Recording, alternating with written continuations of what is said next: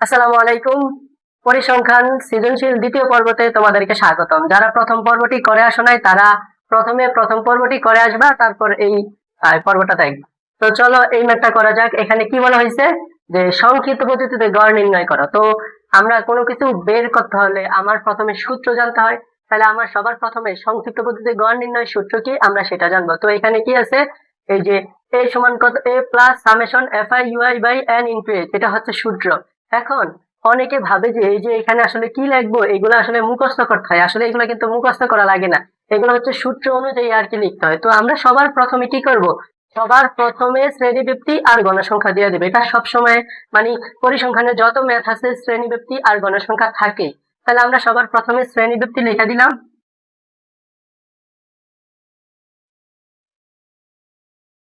তারপর আমরা ঘনসংখ্যা লিখে দিলাম। এখন শ্রেণীব্যক্তিকে বলা হয় এজ, এই যে এজ যেটা, এটা হচ্ছে শ্রেণীব্যক্তি, আর গণসংখ্যা হচ্ছে আমার fi। তাহলে এই দুইটা ফিক্সড হয়ে গেল। এখন বাকিগুলা কি করবো আমরা, বাকিগুলোর ক্ষেত্রে আমরা এই যে এখানে কি আছে সামেশন fi, এই যে এখানে a আছে, তো a আসলে কি, a পাওয়া যায়, a হচ্ছে আনুমানিক গড়। এটা মূলত আমার শ্রেণী মধ্যমান থেকে পাওয়া যায়। তো শ্রেণী মধ্যমানটা আগে লিখি,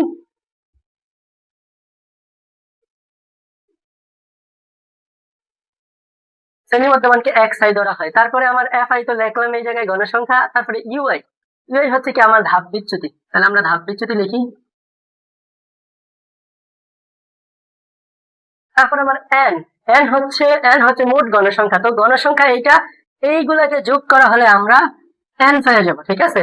তারপর আমার h তো আমরা আগেই বললাম। আর এখানে বাকি আছে fi আর ui, অর্থাৎ এই যে fi আর এই ui, এই দুটার গুণফল। তাহলে fi ইন্টু ui, এই দুটা গুণ করার পর মানে এই যে এটা গুণ হবে, এটা গুণ হবে, এটা গুণ হবে, এগুলা গুণ করার পর তারপরে সবগুলোকে আমরা যোগ করে পাবো হচ্ছে সামেশন। সামেশন মানে কিন্তু যোগ, সামেশন fi ui।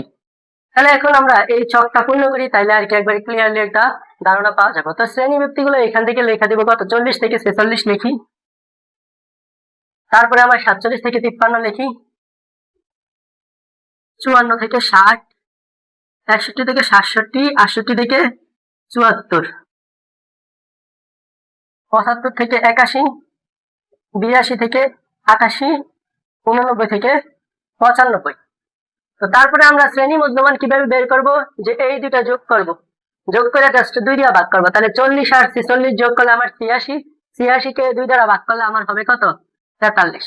তো তারপরে এটা 47 আর 53 যোগ করলে 100, 100 কে 2 দ্বারা ভাগ করলে আমার 50। তাহলে দেখা যাইতেছে এই যে 43 এর উপরে 50 7 করে বাড়তেছে। তাহলে 7 করে বাড়ায় দাও, তাহলে 7 করে বাড়াইলে 57, আরো 7 64, 64 আর সাথে 71, 78, তারপরে 78 এর সাথে কত 85, 85 এর সাথে হচ্ছে 92, এভাবে 7 করে আর কি বাড়ায় দিবে। এটাই কিন্তু শ্রেণী ব্যক্তি। তারপরে কি গণসংখ্যা, গণসংখ্যা এখানে দেওয়া আছে 2 1, এই 2, তারপরে 4 3, আর 3 3, আর সবার শেষে আছে কত 2, 2 লেখা দিলাম। তো এখন ধাপ বিচ্যুতিটা কিভাবে হবে, যে এখানে গণসংখ্যা আমার সবচেয়ে বড়, দেখো এখানে গণসংখ্যার ভিতরে সবচেয়ে বড় হচ্ছে 4, এই 4 এর সোজা আমরা শূন্য দিব। এবার উপরের দিকে আমরা 1 2 3 দিব, নিচের দিকে আমরা 1 2 3 দেব, 3 4, এভাবে যত দেওয়া যায় আর কি সংখ্যা সিরিয়াল বাই দিয়ে যাব। তো তবে উপরের ক্ষেত্রে আমার কি হবে, মাইনাস হবে, তো মাইনাস গুলো দিয়ে দিলাম।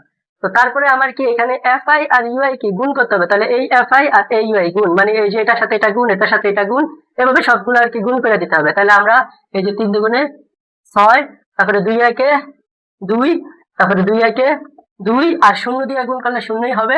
তারপরে 3 একে 3, 3 দুগুণে 6, তারপরে কত 9, তারপরে এইখানে হচ্ছে আমার 8, ঠিক আছে। তো তারপরে সবার শেষে আমরা কি করবো, এই যে এইগুলো সবগুলোকে আমরা যোগ করি, এখানে যোগ করলে দেখা যাইতেছে পাওয়া যাবে 20। তারপরে আমার এইখানে এগুলোকে যদি আমরা যোগ করি তাহলে কত হইব, এখানে আছে কত 10, আর এখানে হচ্ছে 9 9 18, 18 এর 8 কত, 18 এর 8 হচ্ছে 26, 26 আর এখানে 10, তাহলে আমরা বিয়োগের আছে কত 10 আর যোগের আছে 26। তাহলে দেখা যায় এই দুটাকে যদি আমরা কাজ করি তাহলে 16 আসবে আর কি। তাহলে এখানে আমার হবে কত 16। তাহলে এখন আমরা এই যে এখানে যে মানগুলো আছে সবগুলো মান বের করি আগে, ঠিক আছে।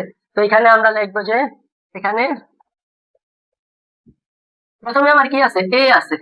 তো এ কত, এ হচ্ছে আনুমানিক গড়, এটা আমার শ্রেণী মধ্যমান থেকে পাওয়া যাবে।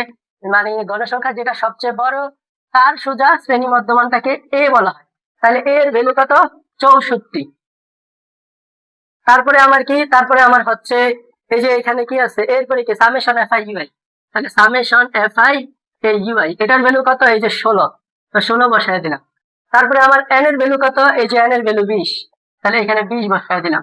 তারপরে আমার কত? এই যে এইচ আছে, আর এইচ এর মান কত? এইচ এর মান হচ্ছে শ্রেণী ব্যক্তি, আমরা সেটা আগে দেখছি 7 করে বাড়তেছে 7। আবার এইখান থেকেও বলা যায় যে 40 থেকে 46 এর ভিতরে 7 আছে, তো এখানে শ্রেণী ব্যক্তি হচ্ছে আমার 7। তাহলে এখন আমরা এই যে যেহেতু এখানে জায়গা স্বল্পতা, তাহলে আমরা লিখি সংক্ষেপে লিখে দিতেছি সংক্ষিপ্ত পদ্ধতিতে গড়। এটা লেখার পর এই যে সূত্রটা লিখলাম a plus summation F I U I by N into H. তা এর ভ্যালু কত? এখানে আমরা জানি যে 64 বসায় দিলাম। আর এই যে সামেশন এফ আই এর ভ্যালু কত? 16, আর এন এর ভ্যালু 20 বসাইলাম। আর এখানে এইচ এর মান হচ্ছে 7 বসায় দিলাম। তাহলে আমার এখানে হচ্ছে 64 যোগ, আর এখানে 16 গুণ কত?